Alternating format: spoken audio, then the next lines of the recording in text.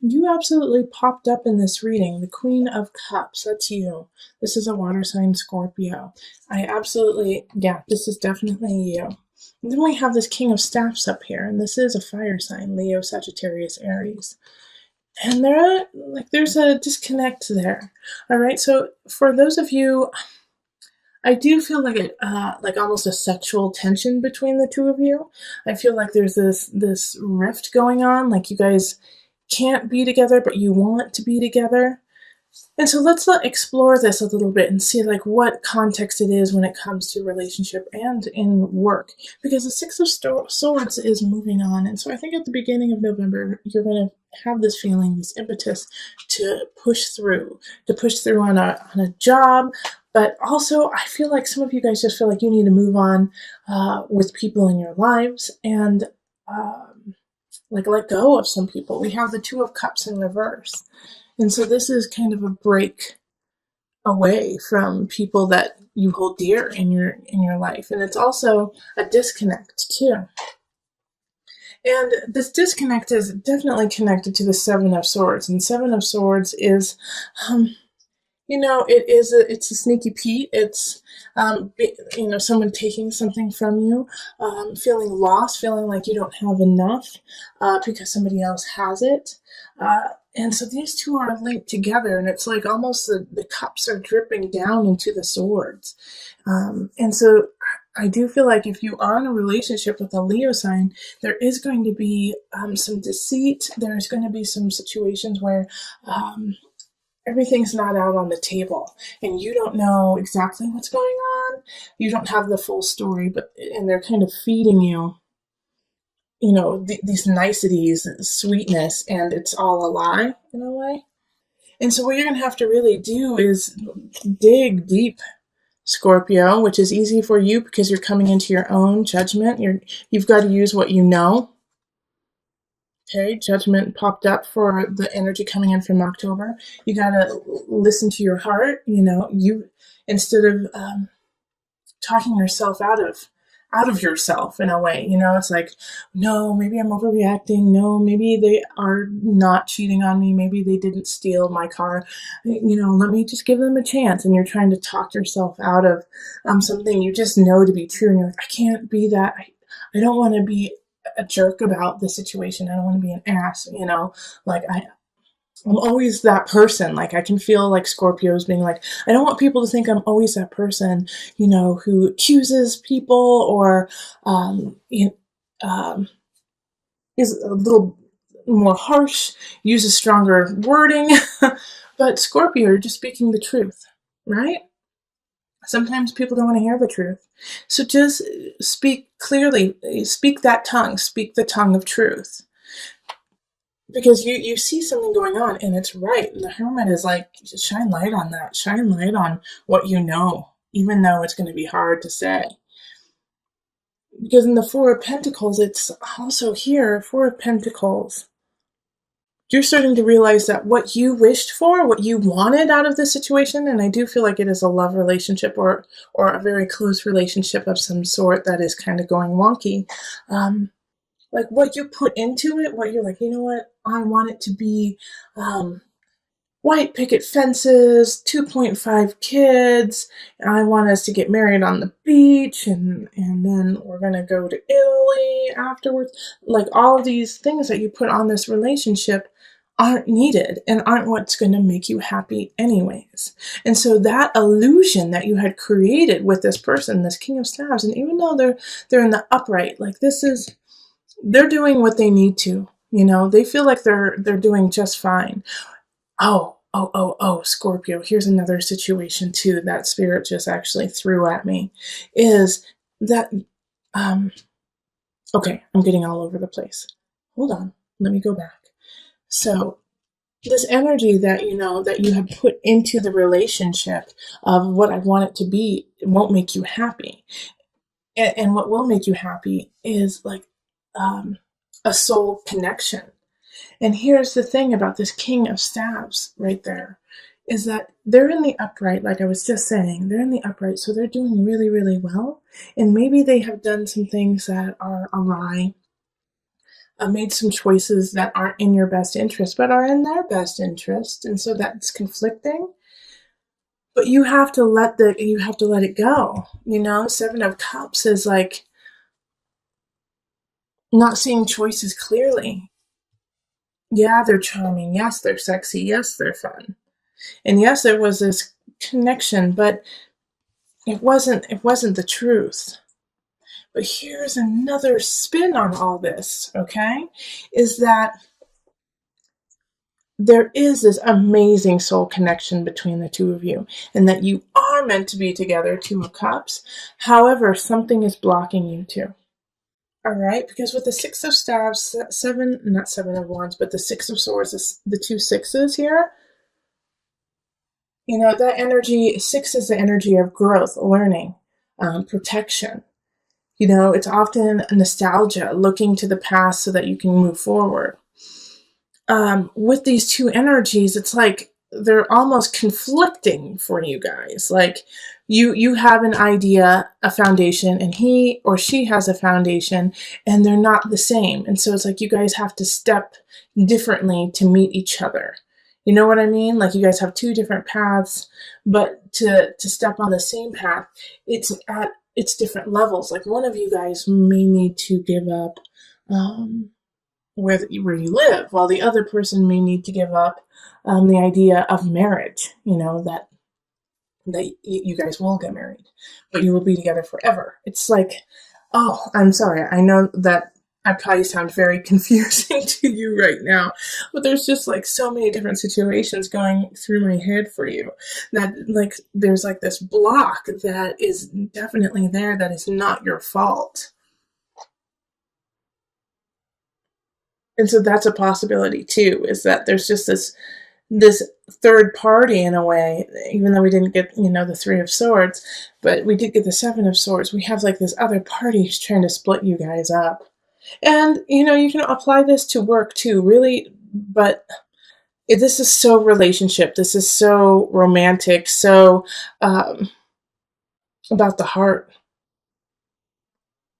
Okay, yeah, but and then we have these two fours here, and that's hard work, achievement, stability, and they're in the reverse, which is really interesting there too, because it's like all the work that you've put into it isn't helping you out because it's just not the right situation. There we go. That's what it is. Okay, so I'm going to pull on the angel cards, Scorpio. Sorry for the interesting helter-skelter reading. Hopefully you gain something from it. It didn't mean to turn into like a love reading, but it definitely was that.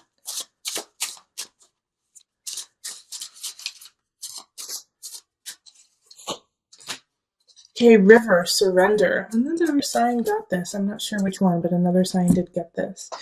Surrender. And I didn't read the book for them because it just didn't feel like that sign needed it, but I am going to read it for you because I'm getting called to, that there's something in there that you guys need to hear. Now, these cards are actually based on mothers, but that's why I love it, is that we all nurture and we all have a mother within, so come at it from that perspective. All mothers are well versed in going with the flow. Do you bend or do you break? For some, flexibility may come easily. It is a practice in shape-shifting. For others, it can feel like a relentless assault on one's sense of self.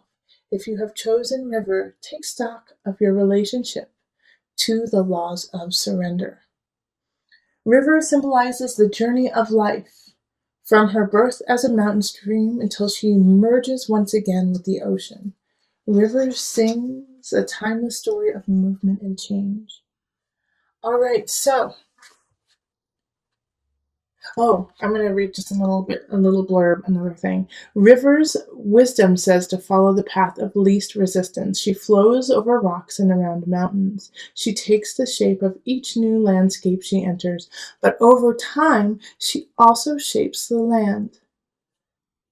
Okay, so that's so... Okay, yeah. Six of Swords is like, let's move on, Scorpio. This relationship is stagnant and you are no longer growing and perpetuating yourself in it. So step back, find your light, understand that there are other energies that you don't know the whole truth about, which are actually not working in your favor. And so you have to gleam the light on that hermit, go into the details, show the light in the dark, to figure out what steps you need to take next, because what you have been working on is not working. So go with the flow, see what happens, and then from there, let your heart shine and guide you down the river. So with the Five of Chalices here, it's, time to let go of what has already happened, that you can't change the past. You can't change the immediate past. You have to step up to it and own your situation, own your space in the situation. Five of Chalices is saying stop looking at the negative aspects of something going awry, of losing something, but realize what you have remaining and what you have to work with, that you have plenty to work with. So make sure that you lament, you mourn the loss of something, absolutely. But then you turn around and you see what you have left and fill yourself with gratitude. Because we do have arguments happening that second half of October, the second half of November. All right. So Five of Wands is talking of fights within relationship, fights within family. For us in the States, this is the energy of Thanksgiving, like meeting with your family. Maybe your family has completely different political views than you do, and you guys start to kind of pick at each other, and it turns into like a full-blown argument, fight before the turkey has even hit the table. So make sure that you are taking stock of where you are before actually starting that fight, picking that fight with somebody else, and just start to really think about, will I really regret this tomorrow if I pick this fight with somebody I love? Will I turn into the Five of Chalices and go, oh gosh, why did I do that yesterday, when I love this person and it's not even worth fighting over, Or it could be the opposite too. It could be, oh my gosh, why didn't I stand up for myself? Why didn't I, say, gosh, what you're saying is totally wrong and I don't appreciate it and I find it disrespectful. Why didn't I say that? So the Five of Wands is like, pick your battles, choose your battles wisely, because all the battles that you are about to have a meaning and will affect you in the future, and will affect how the other person deals with fights and arguments with you in the future. So pick them wisely. And we have the King of Wands popping up, and they popped up in your November reading too. And this is, a Leo, Sagittarius, Aries. They're still here. And so the connection though, this is with work. So, go back to the November reading after watching this, because I'm going to add on to it right now. The King of Wands energy, like I was saying in the November reading, often has that feeling of relationship for you, has a feeling of love with you. And I think it has to do, it's somebody from work, now that it's coming up in, career work area, that this is somebody that you meet through work, or somebody that you are going to grow your work with.